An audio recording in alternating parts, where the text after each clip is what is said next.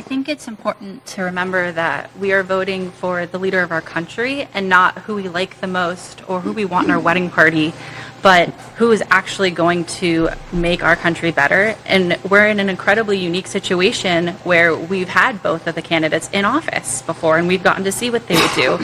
And when facts come to facts, my life was better when Trump was in office. The economy was higher, inflation was lower, things were better overall. And now with Kamala's administration, things haven't been so fantastic. And she's saying she can fix the problems that her administration has caused, but I just don't know if I can afford to take that risk. Were you? Wow. Live on air, CNN as well. Man, you just can't make it up. But a lot of people feel this exact way, just as this voter does. Millions are struggling and dying right now. Failed policies. Policies that put America last. Put we the people last. It's time for a change. Time to save America. It's time to get back on track. It needs to be a change in leadership. We got some more undecided voters speaking live on air. Let's check it out. We still have to have a controlled border, a secure border, because, yeah, we've had a lot of people going through the border illegally. My family went through a long process to get here legally. So I feel that it's unfair for hundreds of thousands to get here without problems, and then for the federal government to help them out. We've also lost Americans because so many illegals were letting in, like the young boy from Ohio who had killed by illegal immigrants. We still have to have a controlled border. Let me tell you what's amazing about seeing Kamala on the debate stage tonight, besides watching her getting smoked like a rack of baby back ribs. It's the fact that it's her instead of Joe Biden. Because this is the same lady who sat on every show she can get on and told America with a straight face that Joe Biden was not only mentally fit to be president, but that he was mentally fit to run for president again, and then got together with a bunch of other elites and strong-armed him out of his position and had him put out a statement finally admitting to what we knew all along, because we watched him fall while walking upstairs. We watched him fall while riding bicycles, fall on stage and get lost on stage, do speeches and lose his train of thought over and over and over again, to the point to where the man will make up words, forget places, people's names, forget where he's at, walk and then take long pauses staring into space. And I know it was worse behind closed doors, yet Kamala and the mainstream media told us that everything is fine. Joe is more ready than he's ever been. Joe can outrun teenagers. He's doing backflips and front flips. And now the world's seeing it was all lies. Just amazing to watch. Another undecided Pennsylvania voter. Man, they're quick with these voters after the debate. Love it. I love it. Love that they're coming with it. Talk to the voters. Hit the ground running after the debate. Love it. Check out what he has to say. And this is Pennsylvania. Oh, yeah. We get that one. It's over. She just basically repeated everything that Biden has said in the past. What were your thoughts? She made, Donald Trump made a strong closing statement by saying, why didn't they do all the things that she's proposing during the 3.5 years that they've been in office? And Biden did this entire... See how everybody's shaking their head, even everybody. And I love how they have just a different diversity set up on this we'll just call it a panel or just sit down on this table. This table is completely diverse, from age, race. I love it. Love it. Love it, love it, love it. Let me stop talking. Let me go back. Statement by saying, why didn't they do all the things that she's proposing during the 3.5 years that they've been in office? And Biden did this entire moderate stance back in 2020, and she's trying to do it again in 2024, but she didn't talk about her policy changes between 2020 and 2024. Her whole centrist moderate stance is just a facade. She just basically... Man. Facade. Yeah. A lot of people, like I told y'all, a lot of people are waking up, man. they see they see it for what it is now. They know they've been lied to. They know there's a lot of brainwashing going on. There's a lot of fake news, bias reporting. They know a lot of things that they thought that was this and that. It got debunked. Yeah. People are now doing more research than ever. A lot of people are waking up, man. And again, one reason why a lot of people are waking up because they see how these last 3.5, 4 years has been. And platforms like this, independent media like us, other amazing content creators and channels, and things like TikTok, social media platforms. People are seeing what's going on, man. People are sick and tired. Sick and tired, man. Sick and tired. But I love to see these voters slamming Kamala Harris. Because again, it's crap. She got fact-checked 0 times. It was a 3-1. Trump got fact-checked over 5 times, y'all. Over 5 times. I believe it was like 6, 7, 8 times, but over 5 times. She didn't get fact-checked once.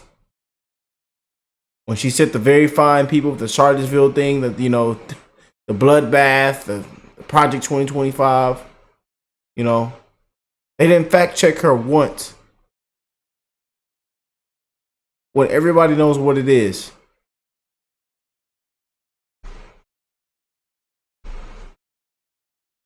And then gave her softball questions. Softball questions. Can't make it up, man. But I love that voters are calling it out for what it is. Love it. All right, we're back on CNN again. We got another undecided voter. Oh boy. Another undecided Pennsylvania voter too. Pennsylvania. Again, with Pennsylvania. Yes, indeed. Too big to rig, baby. Too big to rig. Let's check out what he has to say. When I first heard that we were abandoning or we were withdrawing from Afghanistan and the way it was happening, I had my Kennedy moment. It was very similar to when we decided to invade Iraq back under President Bush.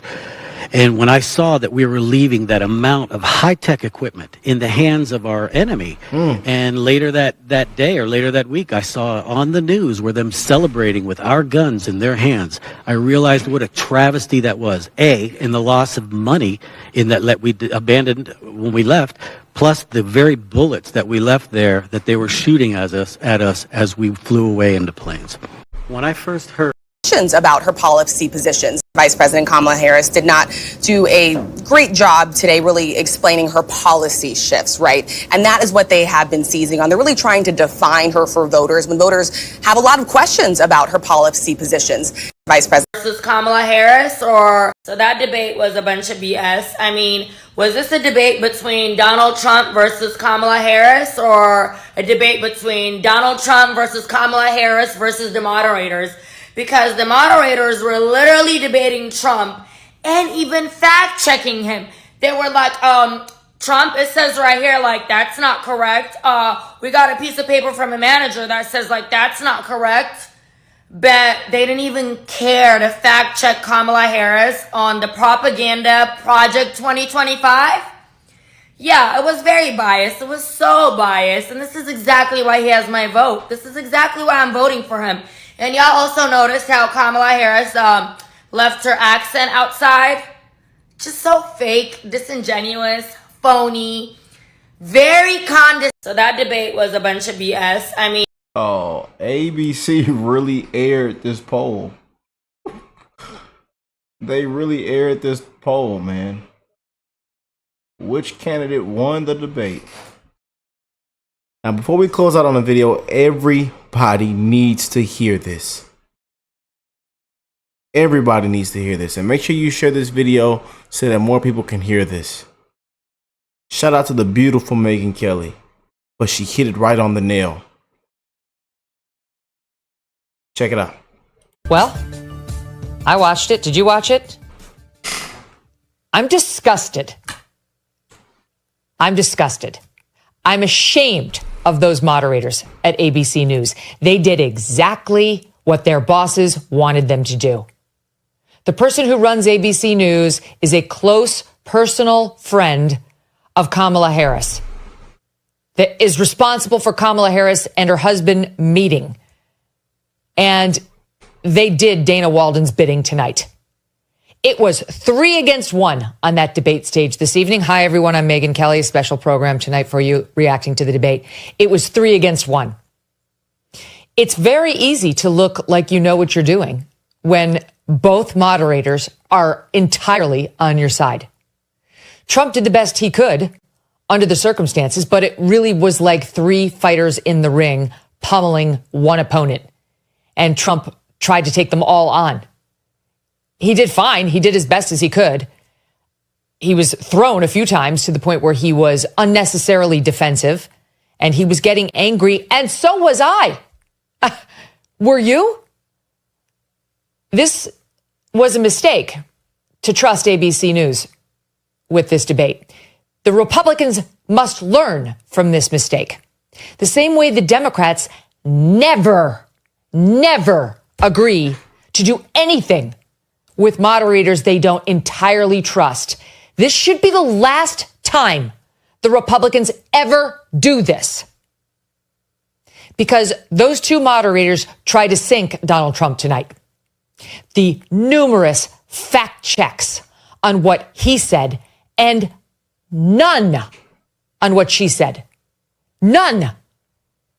I don't remember a single fact check of anything she said, and she lied repeatedly. She just got away with it. In the moderator's eyes, that was Donald Trump's job to fact check her. That's correct. Except you didn't employ that same tactic when it came to Trump, and you accused him of lying even when it was your opinion that he lied. When Trump tried to say that his comment that he lost 2020 by a whisker was him being sarcastic, David Muir actually injected saying, I didn't hear sarcasm. Who gives a shit what you heard? Who died and left you political analyst in chief? You're supposed to be the objective news anchor of World News Tonight. That's a comment you make to your significant other, David. Not on the debates. It didn't sound like that to me. Shut up. That is inappropriate. It's not for you to make that call. Leave it up to Kamala Harris. Leave it up to people like me who will play the soundbite and let the audience decide. But you were out of line, and they did it to him over and over and over again. And the worst piece of all of this is the obvious tactic by ABC News, which was as follows. Mr. Trump, you said something incredibly controversial and terrible. Let me remind you of what it was. Do you have any regrets or thoughts on how terrible you were? Trump answers. Vice President Harris, how bad is Trump? And then she'd answer. It happened over and over again. That was the format. Mr. Trump, you're a piece of shit. Kamala Harris, isn't he a shit? Thank you. It was incredible. And then anything Trump said, fact check, fact check, fact check. And their fact checks were full of shit. I'm swearing even more than normal right now because I'm mad. I'm angry. I'm angry at them, at ABC, at my industry that I want nothing to do with. And I've never been happier to be outside and be able to say how I truly feel. And yes, even with some colorful words, because that's what the situation calls for. They're trying to steal this election. They're openly working to sink him